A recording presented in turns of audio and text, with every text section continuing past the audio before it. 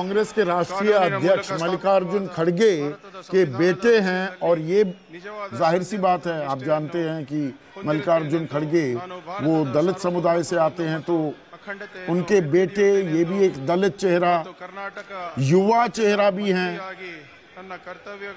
पर इसके अंदर आरोप जो बीजेपी लगातार लगाती आई है कांग्रेस पर कि देखिए परिवारवाद, अब राष्ट्रीय अध्यक्ष के बेटे मंत्री भी बना दिए गए हैं। हमारे तो राष्ट्रीय अध्यक्ष राजनाथ सिंह थे, तो बेटा जीता भी तो कभी मंत्री नहीं बनाया।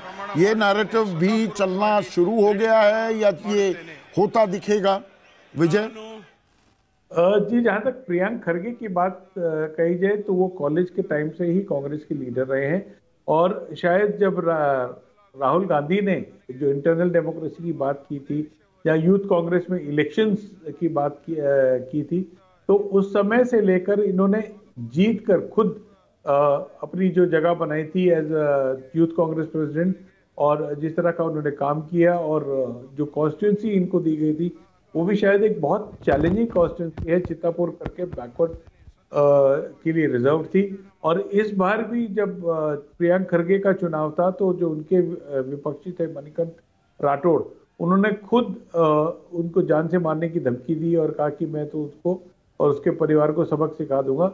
ये ऑडियो वायरल भी हुआ था और इसके चलते हुए पुलिस केस भी दर्ज हुआ था। तो प्रियंक खड़गे पर भले ही परिवारवाद का आरोप लगता हो, लेकिन वो खुद पॉलिटिकल बैकग्राउंड से आते हैं और उन्होंने उनका एक बयान उसको लपकना चाहा था बीजेपी ने, जब बंजारा समुदाय की इन्होंने बात की थी कि जी प्रधानमंत्री का अपमान कर दिया, वो दरअसल कांग्रेस के फायदे में ही जाता दिखा और बीजेपी कहीं उस ट्रैप में फंसती भी दिखाई दी।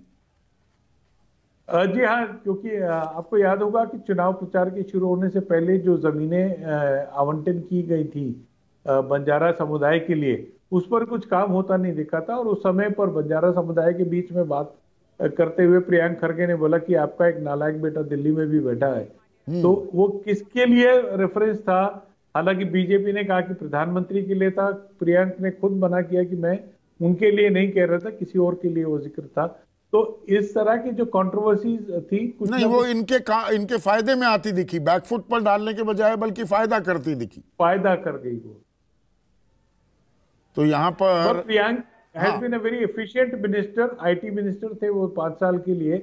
और स्टार्टअप्स का जो पूरा कैंपेन बेंगलोर में स्टार्ट हुआ था उसके वी कैन से अभी एक और दिलचस्प फोटो आप मिली, प्रियंक खड़गे जब उनको बधाई दी डीके शिव कुमार ने, तो प्रियंक खड़गे ने डीके शिव कुमार के पैर छुए।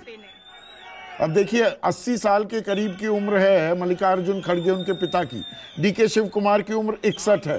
और उसके बाद प्रियंक खड़गे ने जब पैर छुए डीके शिव कुमार के, तो उसके बाद राहुल गांधी भी उनसे बात करते दिखाई दिए।